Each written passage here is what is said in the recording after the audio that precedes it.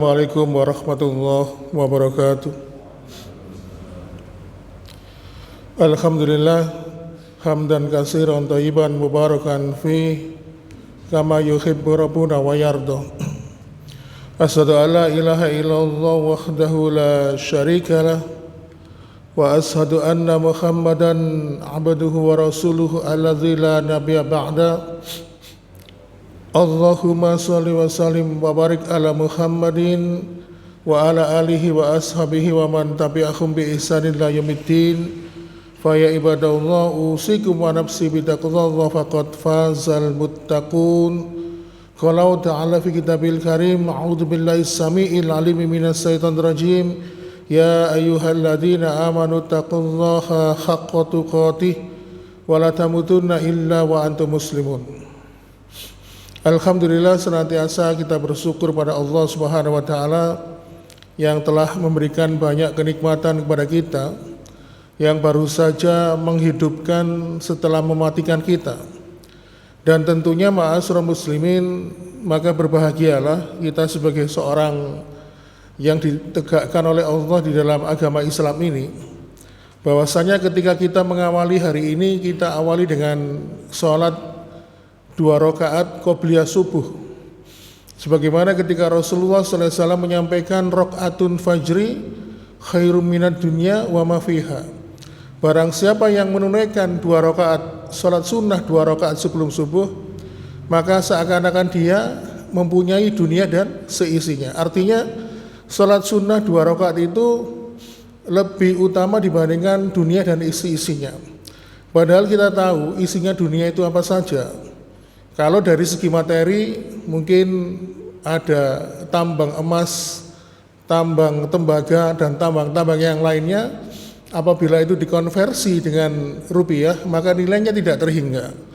Kemudian kita lihat juga di dalam dunia ini ada 2 tempat yang kata Rasulullah SAW kita diperintahkan untuk berkunjung ke sana, yaitu Mekah dan Madinah. Dan itu isi dunia. Makanya kalau kita ini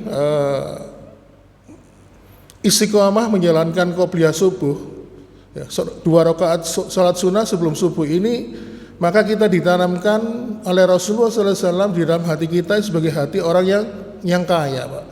Makanya kadang-kadang kita ini mempunyai slogan, apabila mereka itu menyaingi dirimu dalam hal dunia, maka saingilah dirimu dengan senantiasa bersaing dengan akhirat. Maka apabila kita ini bersaing dengan akhirat, sedangkan mereka bersaing dengan dunia, maka mereka pasti tidak akan mampu mengejarmu. Oleh karena itu, tentu kita kembali kepada Allah. Hanya Allah lah yang berkuasa atas segala sesuatu, yang berkuasa memberikan hidayah dan petunjuk kepada orang-orang yang dikehendakinya. Dan kita merasa bahwa kita adalah orang-orang yang mendapatkan hidayah dan petunjuk dari Allah Subhanahu wa taala. Sehingga tentunya tidak ada jalan lain, kita harus bersyukur kepada Allah Subhanahu wa taala. Dan bersyukur itu menurut para ahli bahasa, ahli tafsir mengatakan bersyukur itu menampakkan nikmat, Pak. Kalau kita diberikan hidayah oleh Allah, kenikmatan, kesehatan dan sebagainya, maka cara mensyukurinya adalah dengan meningkatkan iman dan takwa kepada Allah Subhanahu wa taala, dengan menjalani apa-apa yang telah diperintahkan oleh Allah dan Rasulnya, dan menjauhi apa-apa yang telah dilarang oleh Allah dan Rasulnya. Baiklah jemaah sekalian, pada kesempatan di pagi hari ini kita akan melanjutkan pembahasan yang telah kita sampaikan pada kesempatan yang lalu. Pada kesempatan yang lalu ketika saya menyampaikan materi yang berjudul yang menyempitkan dan melapangkan kubur. Di situ sudah kita bahas ada beberapa amalan atau perbuatan yang bisa menyempitkan dan melapangkan kubur kita. Yang menyempitkan adalah ketika kita ini senantiasa berbuat zalim kepada orang lain. Dan tentunya sudah kita sampaikan dalilnya dan beberapa riwayat-riwayatnya, juga serta kisah-kisah ya, bagi mereka yang dalam hidupnya itu berlaku zalim, di mana kisah ini juga bisa kita jadikan pelajaran. Kemudian yang melapangkan kubur kita sudah kita sampaikan juga yaitu senantiasa bersabar atas ketentuan dan takdirnya Allah Subhanahu wa taala.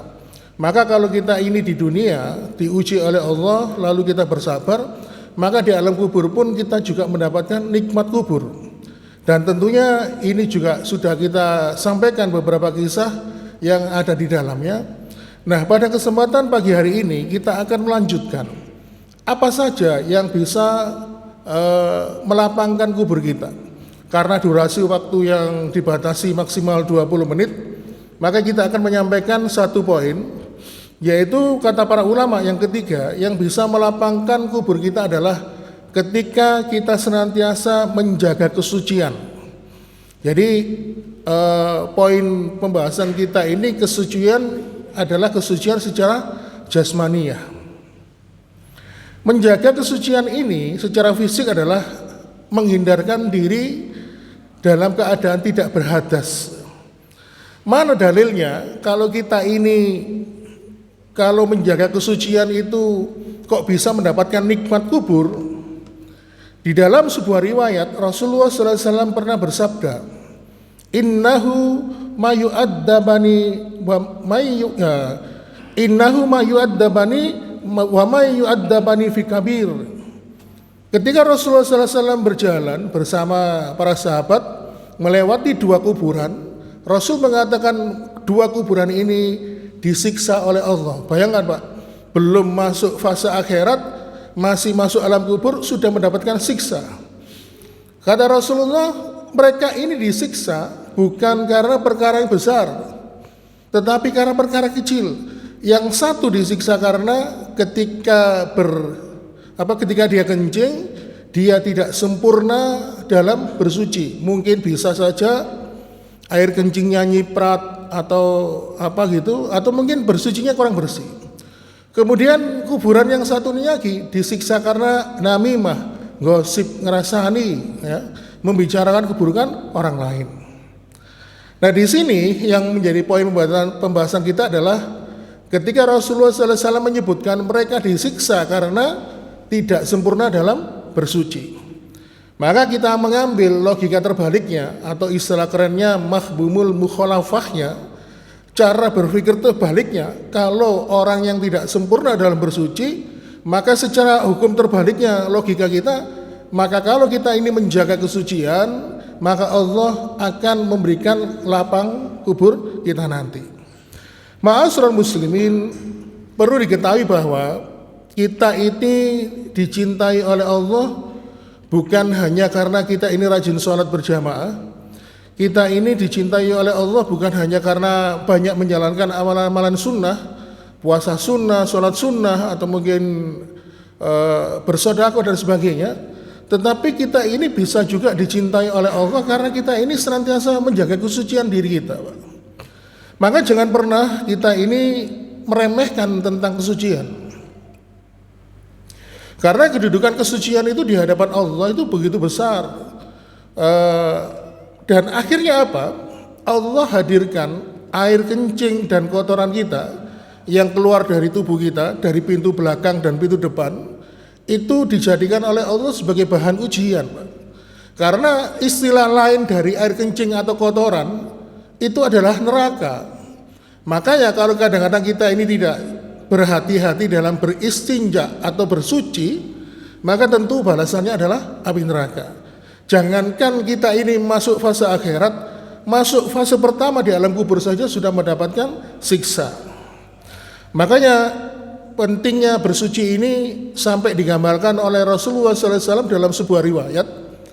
Ada seorang sahabat yang waktu itu barusan nikah, mantan anyar, namanya Handolah. Ya, Handolah ini baru nikah, terus kemudian di malam pertama di pagi hari dia nyampuri istrinya, lalu datang pengumuman mobilisasi jihad. Ada seruan jihad fisabilillah karena musuh sudah masuk perbatasan. Sehingga akhirnya Handolah pun bergegas berangkat ikut berperang dan akhirnya ditakdirkan oleh Allah meninggal di dalam peperangan itu. Dan ternyata para sahabat yang dapat tugas oleh Rasulullah SAW untuk memakamkan jenazah Handolah kaget, Pak, melihat rambutnya Handolah ini kok basah, seperti orang yang habis keramas ya. Dan ternyata apa? Rasulullah SAW ditanya oleh para sahabat, ya Rasul, kok bisa seperti ini, kenapa? Lalu Rasul mengatakan, coba kalian tanya sama istrinya. Lalu akhirnya ditanyakan kepada istrinya, ternyata mereka baru saja saling bercampur dan akhirnya belum sempat mandi besar, mandi janabat, maka Handolah segera pergi ke peperangan dan ternyata meninggal dunia. Dan Rasulullah SAW mengatakan sesungguhnya Handolah itu ruhnya, lihatlah di awan sana, ruhnya dimandikan oleh para malaikat, jasadnya juga dimandikan, disucikan. Jadi ini menunjukkan bahwa kesucian itu perkara sesuatu yang penting, Pak. Maka saking pentingnya dijadikan sebagai standar keimanan seseorang. Makanya kalau kadang-kadang kita melihat kita sering memakamkan jenazah ya, mengurus jenazah seorang muslim ya, di situ kan ada syariat sebelum dimakamkan untuk dimandikan. Kadang-kadang kalau kita ini berpikir liberal ya, untuk apa sih habis ini mau ditanam di tanah, dikuburkan di tanah kok dimandikan, itu logikanya gimana gitu. Padahal kalau kita melihat mensucikan jenazah atau memandikan itu sebagai bentuk kemuliaan agama ini dalam memuliakan si jenazah. Karena apa? Dimuliakan, dimandikan, disucikan, diberikan wangi-wangian ya. Kemudian dibungkus dengan kain kafan yang halus ya, dan pokoknya dimuliakan. Dan ini salah satu bentuk bahwa kesucian itu penting di dalam agama ini. Baiklah ma'asyiral muslimin, di dalam surat Al-Baqarah ayat 222, ayatnya ini panjang, tetapi di ujung ayat itu Allah mengatakan, innallaha yuhibbut tawabina wa yuhibbul mutatahhirin. Sungguh Allah menyukai orang-orang yang senantiasa bertobat dan menyukai orang-orang yang senantiasa mensucikan dirinya. Oleh karena itu, makanya Imam Ibnu Qudamah, salah seorang ulama masyhur, pernah dalam kitabnya itu menyampaikan sebuah riwayat ya, pembahasan tentang orang yang melakukan hubungan intim suami istri ya. Di situ ada 3 pembagian. Setelah mereka ini di tengah malam melakukan hubungan intim, lalu ada 3 keadaan. Kalau yang pertama, setelah mereka selesai bercampur lalu mandi ya, lalu mandi besar, maka mereka yang paling utama kedudukannya. Lalu golongannya kedua ya, setelah bercampur ke kamar mandi membersihkan dirinya, cuma berwudu saja, tidak mandi. Nah, mereka golongannya kedua, dapat keutamaan tapi levelnya di bawah nomor yang kedua. Sedangkan orang yang tidak disarankan adalah golongan 3. Ketika habis bercampur dengan sesama suami istri, ternyata mereka langsung tidur hingga sampai subuh, menjelang sholat subuh baru mandi. Nah tentunya mereka ini tentu yang mempunyai kedudukan yang lebih afdol, lebih mulia di sisi Allah adalah golongan yang pertama. Begitu selesai melakukan pencampuran itu tadi, maka mereka langsung mandi, walaupun keadaannya waktu itu dingin dan sebagainya. Ma'asyiral muslimin, kemudian Imam Ibnu Qudamah juga menceritakan ada sebuah riwayat. Jadi kalau kita itu tidur ya, kalau tidur itu kan kalau menurut keterangan surat Az-Zumar ayat 42, itu kan ruh kita ini kan diambil oleh Allah di dalam genggamannya Allah kan. Sehingga kalau orang itu ditakdirkan hidup kembali, maka ruh itu akan dilepas dan dikembalikan ke jasad kita. Makanya kenapa di dalam alam tidur itu kita sering bermimpi, mungkin bisa bermimpi dengan orang-orang yang sudah mendahului kita, karena memang demikian riwayatnya. Nah, Imam Ibnu Qudamah menceritakan nanti ketika orang itu tidur, ketika ruhnya itu diambil oleh Allah di dalam kekuasaan Allah, mereka dibagi menjadi 2 kondisi. Kondisi yang pertama, ruh mereka posisinya diletakkan di dekatnya arasnya Allah. Lalu kemudian golongan yang kedua, ruh mereka digenggam oleh Allah, tetapi ruh mereka diletakkan jauh dari arasnya Allah, Kenapa kok bisa? Dan ternyata ma'asyiral muslimin, ternyata orang yang tidur ketika ruhnya digenggam oleh Allah dan diletakkan dengan arasnya Allah, mereka adalah yang mengawali tidur di malam hari, diawali dengan berwudu atau bersuci terlebih dahulu. Dan yang kedua, mereka yang ruhnya digenggam oleh Allah dan diletakkan jauh dari arasnya Allah, mereka ini adalah yang mengawali tidur tanpa berwudu terlebih dahulu. Bayangkan, sampai tidurnya saja dibedakan orang yang bersuci dan tidak bersuci. Makanya Rasulullah SAW mengatakan, man bata tohiran bata ilahil malaki sya'ari. Mereka yang tidur di dalam keadaan suci, kata Rasulullah dalam sebuah riwayat yang lain, maka para malaikat itu akan memegang, menjaga ujung-ujung rambut mereka. Jadi orang yang tidur dalam keadaan berwudu, bersuci terlebih dahulu, selama tidurnya mereka akan dijaga, dilindungi oleh para malaikat hingga sampai mereka bangun kembali. Maka ini perlu kebiasaan bersuci ini senantiasa kita amalkan ya. Jadi inilah pentingnya bersuci. Bahkan kalau kita melihat dialognya Nabi dengan Bilal bin Rabah, Bilal bin Rabah ini punya kebiasaan yang unik. Sampai suatu ketika Rasulullah itu bertanya kepada Bilal, ya Bilal, inni sami'tu dufana alaika fil jannah. Wah Bilal, aku kok mendengar sih suara terompahmu, suara sandalmu di surga. Amalanmu itu apa sih? Tetapi di Bilal di sini dengan rendah hati mengatakan, saya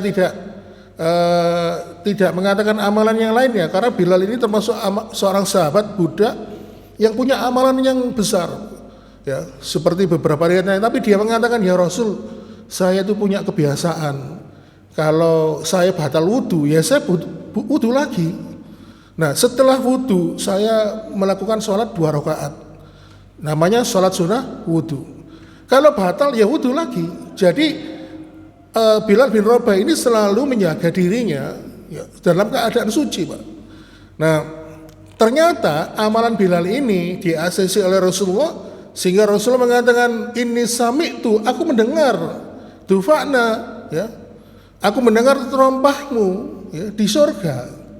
Nah ternyata dengan amalan yang ringan ini bisa menjadikan seseorang itu menjadi penghuni surga. Oleh karena itu ma'asyiral muslimin, kemarin sempat ada pertanyaan kepada seorang ustadz yang memang ahli dalam masalah ilmu fikih, kalau kita sholat di masjid setelah wudhu terus kita sholat sunat wudhu itu gimana? Ternyata tidak disarankan. Karena apa? Kalau sholat sunnah wudhu yang dilakukan oleh Bilal bin Rabah itu ketika dia berwudhu tidak dalam keadaan sholat. Jadi di waktu-waktu di luar sholat itu, kalau dia batal wudhunya, wudhu lagi lalu sholat, itu dibiasakan seperti itu kalau Bilal. Beda kalau kita ini sholat dalam berwudhu dalam rangka sholat berjamaah di masjid, maka tidak disarankan. Ma'asyiral muslimin wa sumratal mu'minin rahimakumullah. Oleh karena itu perlu diketahui ma'asyiral muslimin, ada seorang sahabat yang bernama Sa'ad bin Mu'adz. Sa'ad bin Mu'adz ini ketika meninggal dunia sampai mengguncang arasnya Allah. Bayangkan Pak, seorang sahabat yang masuk Islam gara-gara mendengar penuturan dari Mus'ab bin Umair, seorang pemuda Ansor. Lalu dengan keislamannya dia mampu mengguncang arasnya Allah ketika dia meninggal dunia. Nah, walaupun orang itu meninggal ya, sampai arasnya Allah bergetar, sampai Rasulullah mengatakan begini, kalaupun ada yang layak untuk selamat dari himpitan sempitnya alam barzakh, maka orang itu adalah Sa'ad bin Mu'adz. Tetapi Sa'ad bin Mu'adz tidak selamat dari himpitan alam barzakh. Jadi yang dulu pernah kita sampaikan, jadi setiap jenazah mayit itu ketika dalam alam barzakh itu kan melewati fase himpitan kubur. Nah Sa'ad bin Mu'adz ini dalam sebuah riwayat ini disebutkan dia melewati himpitan yang menyebabkan dia terjepit di situ. Nah, akhirnya apa? Ma'asyiral muslimin, akhirnya Sa'ad bin Mu'adz ini akhirnya bisa keluar dari lubang yang sempit itu, dan para ulama menjelaskan kenapa Sa'ad bin Mu'adz yang walaupun kematiannya itu mengguncang arasnya Allah tapi dia kok mendapatkan sempat azab kubur disebabkan karena beberapa kali dulu dalam kehidupan dunia Sa'ad bin Mu'adz ini pernah tidak sempurna dalam bersuci dari kencingnya. Makanya perlu hati-hati ma'asyiral muslimin, kadang-kadang kalau kita makanya kenapa kita itu disunahkan kencing dengan duduk ya. Dengan duduk itu kan pertama secara ilmu kesehatan di kedokteran bidang urologi itu bisa menuntaskan blas atau isi kantong kandung kemih ya. Kemudian dengan posisi duduk itu sehingga akhirnya pancaran air kencing itu tidak curam sehingga tidak nyiprat kemana-mana. Pernah dulu ada teman saya namanya Ustadz Khairi itu pernah membuat percobaan kalau berdiri sambil kencing ketika air itu menetes gini maka cipratannya itu bisa sampai mendekati lutut. Bayangkan Pak.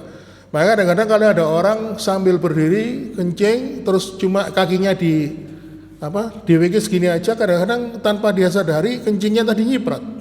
Makanya saya itu punya kebiasaan kalau pas pakai celana mending saya lepas semuanya ya karena melihat kehati-hatian supaya tidak nyiprat kemana-mana, baru setelah itu BAK. Setelah itu diguyur mulai dari pinggul depan, pinggul belakang diguyur semua supaya menghilangkan was-was ya. Nah kebetulan saya ini dulu waktu sempat belajar di waktu nyantri cuman beberapa bulan itu pernah membahas masalah seperti ini sehingga akhirnya perhatian terhadap hal-hal seperti ini begitu penting untuk diperhatikan.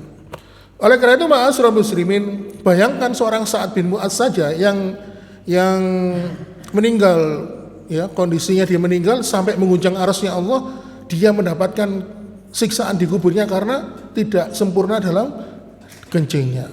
Oleh karena itu ma'asyiral muslimin wa suratal mu'minin rahimakumullah, maka kembali kepada poin pembahasan kita, kalau kita ini nanti ingin mendapatkan lapangnya kubur kita, maka berhati-hatilah dengan ujian Allah yang namanya air kencing dan kotoran dari tubuh kita yang lain. Karena apa? Karena nanti di surga itu tidak ada kencing, tidak ada BAB, itu tidak ada. Tetapi di dunia itu ada, sesungguhnya hanya untuk semata-mata menguji manusia. Baiklah ma'asyiral muslimin, makanya kalau kita dalam hal bersuci ini harus kita dalami. Makanya kenapa dalam kitab fikih itu pembahasan tentang toharo ini menjadi pembahasan utama dan yang pertama. Karena kalau seseorang itu sholat walaupun dia kusuk sampai nangis-nangis, tapi kalau toharonya bersucinya itu tidak sempurna, maka muspro tidak akan diterima oleh Allah Subhanahu Wa Taala.